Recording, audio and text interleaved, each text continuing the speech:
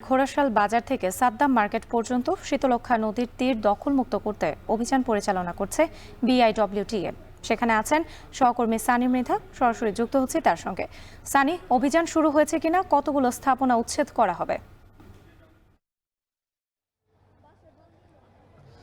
রাত্রি আপনি জানেন যে ঠিক 10টার সময় এই ঘোড়াশালের এই যে পলাশ থানাধীন যে এলাকাটি রয়েছে সেখানে বিআইডব্লিউটিএ শীতলক্ষ্যা নদীর তীরবর্তী যে অবৈধ স্থাপনা রয়েছে সেগুলো উচ্ছেদ অভিযান শুরু করেছে। এখন পর্যন্ত আসলে কতগুলোর অবৈধ স্থাপনা উচ্ছেদ করেছে এই সম্পর্কে আমার খুব একটি জানা নেই, তবে তারা 300-র বেশি অবৈধ স্থাপনা রয়েছে বলে আমাদেরকে তারা জানিয়েছে। একই সাথে এই যে এখানটিতে বিকেল 5টা নাগাদ পর্যন্ত এই অবৈধ স্থাপনা উচ্ছেদের অভিযানটি পরিচালনা করবে বলে আমাদেরকে জানিয়েছে।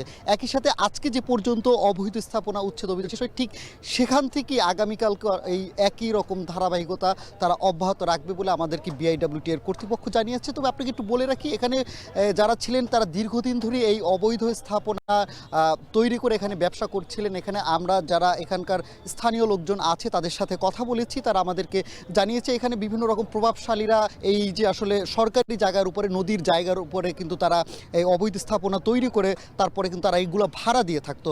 অর্থাৎ এই যে ঘোড়াশাল একটা আপনারা জানেন একটা বাণিজ্যিক এলাকা, যেহেতু শীতলক্ষ্যা নদী একটা খুবই একটি গুরুত্বপূর্ণ জায়গা, এখান থেকে নৌপথে কিন্তু বিভিন্ন রকম ব্যবসায়িক কার্যক্রম পরিচালনা হয়ে থাকে। এর ক্ষেত্রে কিন্তু তাদের এই যে অবৈধ স্থাপনার ক্ষেত্রে দেখা যাচ্ছে যে নদীর যে বেশ প্রায় অনেক গুরুত্বপূর্ণ জায়গাগুলোই বেদখল হওয়াতে কিন্তু সেভাবে সেই কার্যক্রমগুলো পরিচালনা করা সম্ভব হতো না।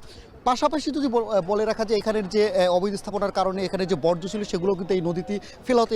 এর ফলে কিন্তু এই নদীর মৎস্য খাতও কিন্তু ধ্বংসের পথে প্রায় চলে গেছে। একই সাথে পরিবেশ রক্ষার্থেও কিন্তু বিভিন্ন রকম পরিবেশও দূষণ হচ্ছে। তো এই রকম অবৈধ স্থাপনা উচ্ছেদের অভিযান কিন্তু তারা অব্যাহত রাখবে বলে আমাদেরকে জানিয়েছে। একই সাথে আমাদেরকে যদি একটু বলি যে এখানে যেন কোনো রকম অপ্রীতিকর ঘটনা না ঘটে, এই কারণে কিন্তু মোবাইল কোর্ট পরিচালনার পাশাপাশি কিন্তু এখানে প্রায় 3 প্লাটুন পুলিশও মোতায়েন করা হয়েছে। আনসার সদস্য প্রায় আইনশৃঙ্খলা বাহিনীর রক্ষাকারী বাহিনীর কিন্তু সতর্ক অবস্থানে রয়েছে।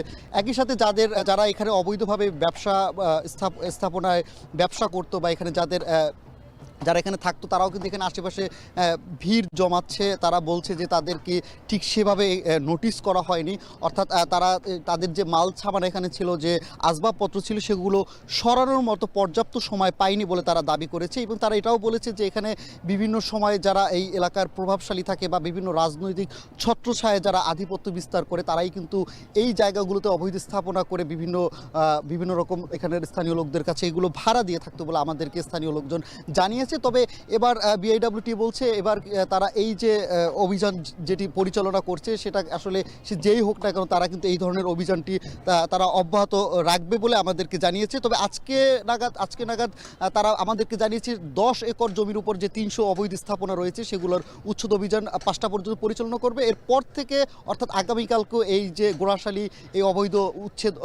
অবৈধ স্থাপনা উচ্ছেদ অভিযান অব্যাহত থাকবে বলে আমরা জানিয়েছি। তো রাত্রি গোড়াশাল থেকে শীতলক্ষ্যা নদীর তীরবর্তী অবৈধ স্থাপনা উচ্ছেদ অভিযান নিয়ে সবশেষ এই ছিল আমার কাছে।